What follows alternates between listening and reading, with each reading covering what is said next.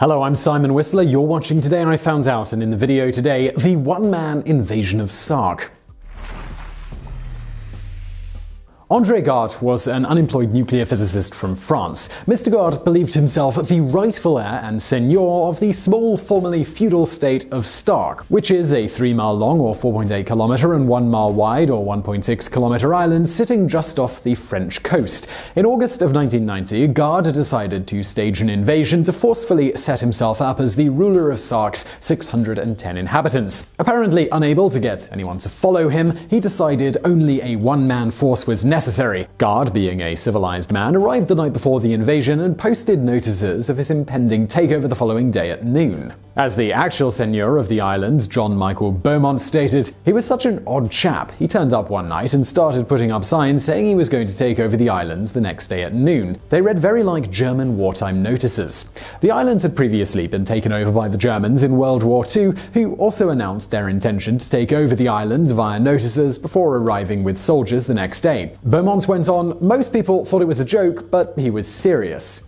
The local volunteer constable, the only law enforcement on the island, being informed of the invasion thanks to the notices, decided to take the threat seriously. On the morning of the invasion, Constable Paris began to plan the island's defense, which was a two-stage scheme. First, he went looking for Mr. Gardes. He found him sitting on a park bench in army fatigues, preparing for the massacre that was about to befall the island. As the constable approached the invading army, aka Gardes, he saw Gardes loading his automatic weapon. The first showing up stage now complete, Mr. Perry executed the second stage of the plan. He complimented Mr. Gardes on his choice of gun and convinced Gardes to remove the magazine and let him see the instrument of the island's assured defeat. When Gardes acquiesced, the constable took the gun and punched him in the nose. The invasion, well, it was over. The gun used in the attempted coup now sits in the Sark Museum next to models of old ships and a dedicated exhibit to one of the island's original 2 telephone calls. Sark itself is what's known as a crown dependency. Crown dependencies are possessions of the British Crown or the Monarch of England. However, they govern themselves independently from any nation with the approval of the Privy Council, the council that advises the Crown. At the time Mr. Gardes attempted to invade the state, it was the last feudal nation left in Europe. The right to rule and govern the state rested in the hands of a seigneur, and as long as he had permission from the Privy Council, he was empowered to make the laws as he saw fit. In the 16th century, Sark was granted in fief by Queen Elizabeth I to Heir de Carteret, giving him the right to govern all of those on the island so long as he kept at least 40 armed men to keep the island free of pirates. At that point in history, Sark Island was known as a haven for pirates. Heir did this, bringing in 40 families to establish a community on the island. From there, the seigneurship was passed down in his family until 1844. In 1844, the island was mortgaged to John Heir so that the seigneur could continue to fund his silver mine. When this mine failed, the seigneurship was sold to Marie Collins for £6,000. Again, the title was passed down through inheritance until today. The privileges of the title, well, they come with some pretty amazing benefits. For instance, the seigneur is the only one allowed to own and keep pigeons on the island or possess an unspayed dog. And if that doesn't do it for you, the seigneur is the only one who has the right to keep the flotsam and jetsam that washes up on the island.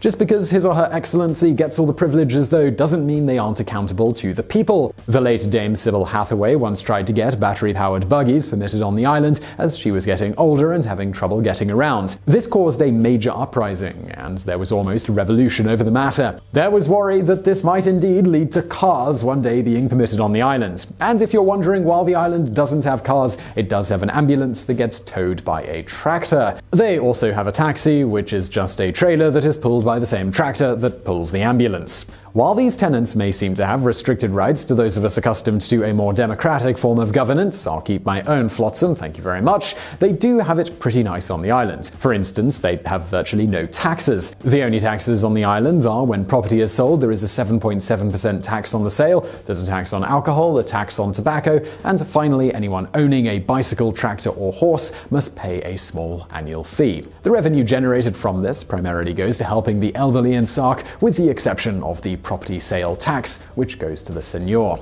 The island is also nearly crime-free, with the exception of the occasional crime committed by a tourist who is then promptly kicked off the island. If anyone on the island is wronged, even by the seigneur, the islanders do have a simple means of handling that. All the victim needs to do is enact clamor de harrow. In front of witnesses, the victim raises their voice and recites the Lord's Prayer. They then must cry out, "Harrow, harrow, harrow, to my aid, my prince, I am being wronged."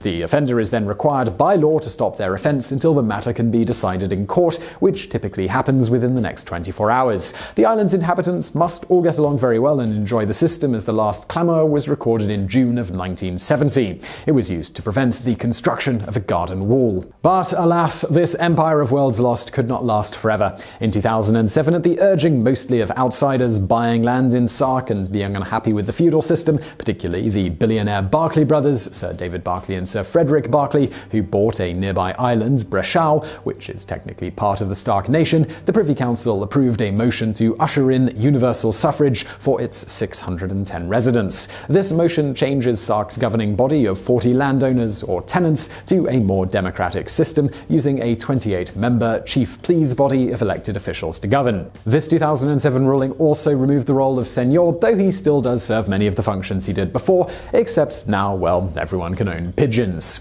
And now for some bonus facts. The switch from a feudal system to a democracy was actually encouraged by the current Seigneur long before the Barclay brothers came along. However, the islanders were resistant primarily because the system they had in place had worked so marvelously for over 400 years, with nearly no complaints from any of the citizens, there was virtually no crime, and no one paid any taxes. Further, there was the great concern that a democratic system would ultimately lead to officials voted in who wanted to be paid for their service rather than doing it on a volunteer basis as before. Thus, there would have to be taxes enacted in order to support such endeavors. Because of Sark's lack of almost any taxes, many businesses used to set their official business address in Sark, even though they didn't reside there. They did this by paying citizens of Sark for the right to use their address. According to a report in the 1990s, around 40% of Sark's local population had leased their address for this purpose. And now for another bonus fact. The Barclay brothers were particularly upset when they purchased their island next to Sark because of the 7.7% tax on the sale of land that goes to the Seigneur.